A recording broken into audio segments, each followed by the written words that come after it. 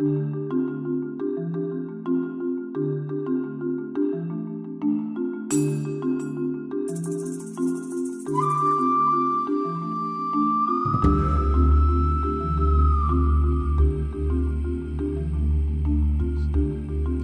term soul polisher comes from the classic sword epic Musashi by Eiji Yoshikawa, about the famous medieval samurai who travels the Japanese countryside mastering the art of swordsmanship. In one instance, Musashi encounters an old sword polisher whose shop sign reads, "Souls Polished." Intrigued, Musashi finds that the sword polisher doesn't simply hone steel blades. On the contrary, since the sword is considered the soul of a samurai, the sword polisher says it's only natural that the craftsman who polishes the sword must also polish the swordsman's spirit. Hayashi, you've been called the soul polisher, a term derived from the classic sword epic Musashi by Eiji Yoshikawa, because some people think your martial work goes well beyond the physical boundaries. Durable peace and serenity are what the spiritual-based martial arts have striven to accomplish for centuries. There's a word called epigenesis. It means in addition to that which was created. We've been advancing all our deductions and all our adaptations about the martial arts over several thousand years of its history. Their original purpose may have emphasized basic survival, but the art's epigenesis now also brings us intelligent resolutions for many of our fundamental struggles in life. The public hears a great deal about the martial arts' value for physical defense, but very little about its value for emotional, psychological, or spiritual defense. In my personal search for answers, I've discovered many tools in the martial arts that went far beyond the obvious kick-punch practicalities. They've helped me to deal with my everyday conflicts. I've observed that to be successful in life, we need to explore not only the tangible physical world, but also our less tangible spiritual or inner world. You practice a form of Kempo. How does Kempo differ from other martial arts? Thousands of martial arts exist worldwide today, but only a dozen or so have become popular in the American culture. Many more consist of esoteric or specialized studies of which the general public is mostly unaware. Kempo is an early Japanese word for Chinese martial arts. It predates our modern karate and taekwondo systems. Kempo is deeply entwined with Buddhist thought and philosophy, and because of this, it presents a much fuller face of martial training by combining practical techniques alongside therapeutic and meditative ones. In this light, Kempo can be viewed as a yogic journey into the nature of self through the medium of conflicts that arise in our minds and bodies during our training. By directing our attention to how we cope inwardly with our physical conflicts, Kempo training awakens the sensitivities to see and to feel all those unseen forces normally outside of our awareness, which also influence us. In China, Kempo was called Chuan Fa, or hand law. According to the late Buddhist scholar Nagaboshi Tomio, the Chinese figure meaning law, when translated into Sanskrit, is Dharma, the Buddha's teaching of the matrix of enlightenment. In Sanskrit, the term Kempo reads similar to Hasta Dharma. Nagaboshi takes this name to refer especially to exercises taught by the Shaolin master Bodhidharma to help monks combat the harmful effects of prolonged seated meditation at the Shaolin temple. Both Kempo and its modern offshoot, Karate-Do, embrace spiritual practice and preserve the tradition of directing its 5 pillars of training, Kihon, Kata, Kokyu, Ki, and Kumite, toward personal growth.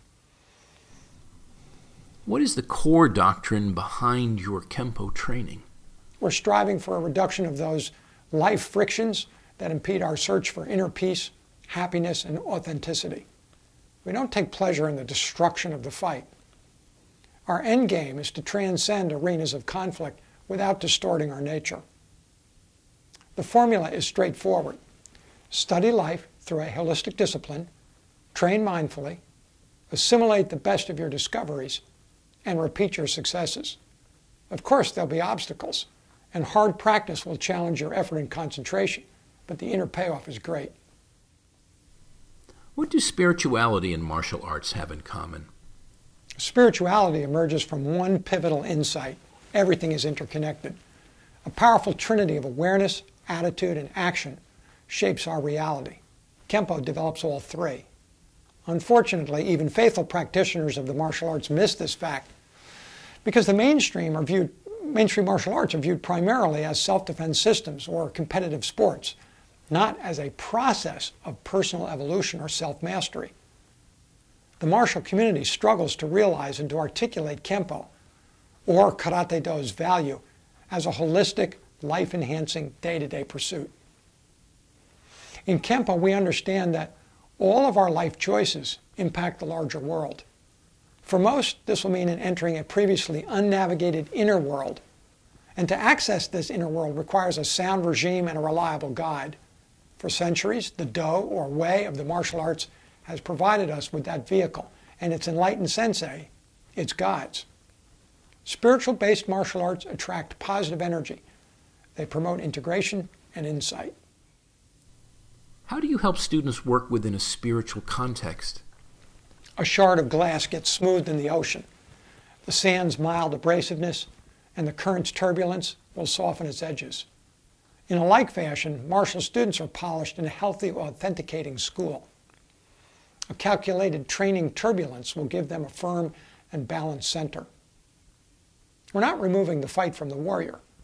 We are restoring a higher life purpose. The glass is still glass. It can cut if necessary.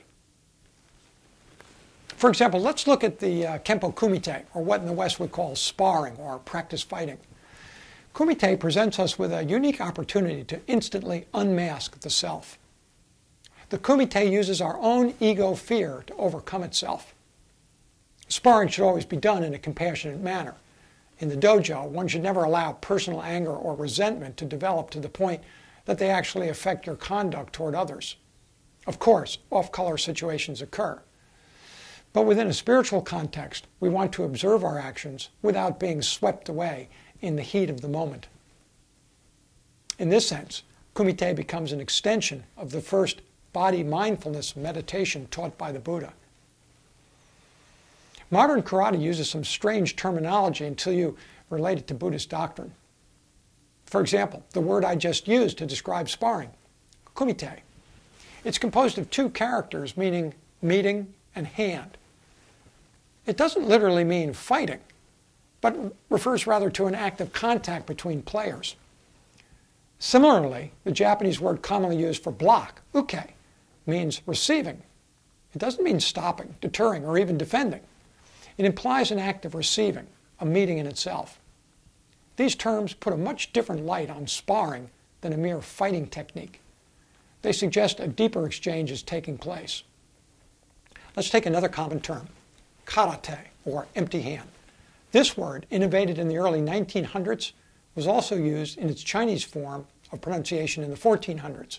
Kara means not only empty of weapons, but also empty of intent, that is, unwilled. According to Nagaboshi Tomio in the Heart Sutra, Hanya Shinkyo, kara can mean no ear, no touch, no sight, etc. In other words, the void.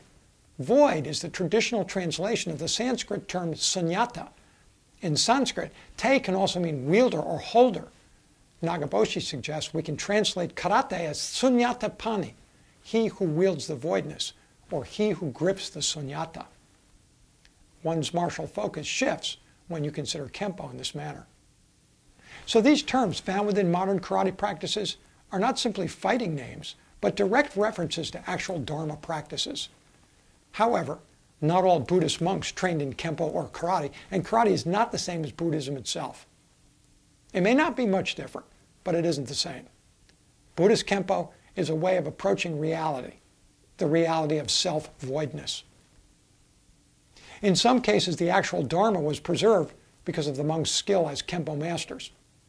Unfortunately, as time passed, many monks forgot or overlooked the nature of such training. These definitions above draw students' curiosities into a much larger story about the nature and purpose of their martial training when it's presented in this fashion. Thank you for listening.